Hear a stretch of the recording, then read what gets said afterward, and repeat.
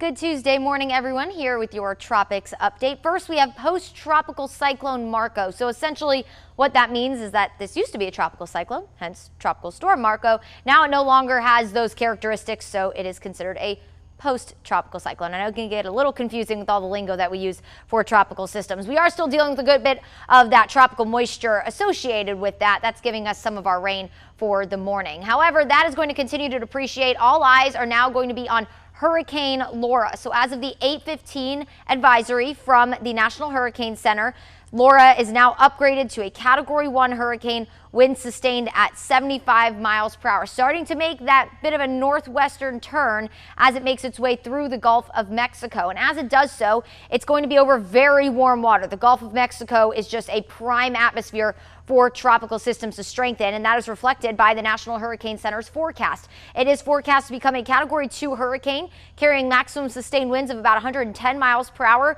by sometime tomorrow afternoon, and then it will continue to strengthen even more. So the National Hurricane Center's forecast thinks that this storm is going to slow down a little bit as compared to yesterday. So it will stay over the warm waters of the Gulf of Mexico. Tropical systems thrive on that warm water. That's what they need to grow really strong and, of course, strengthen, which is reflected here by the National Hurricane Center forecast. Expected to make a landfall as a major Category 3 hurricane, and then it will quickly fall apart. Expected to go back to tropical storm status by sometime Thursday afternoon as it makes its way closer to Arkansas, and then will continue to fall apart as it makes its way off to the east, off towards the Atlantic coast by sometime over the weekend. For us here at home, this isn't really going to do anything at all for central Georgia. It will bring rain to northwest Georgia, where even parts of western Tennessee is expected to have rainfall totals upwards of 5 inches from this system as it makes its way off to the east. Most of the rain and the storm surge threat, that's going to be a huge threat along the Louisiana and Texas coast. They could pick up between 3 to 7 inches of rain,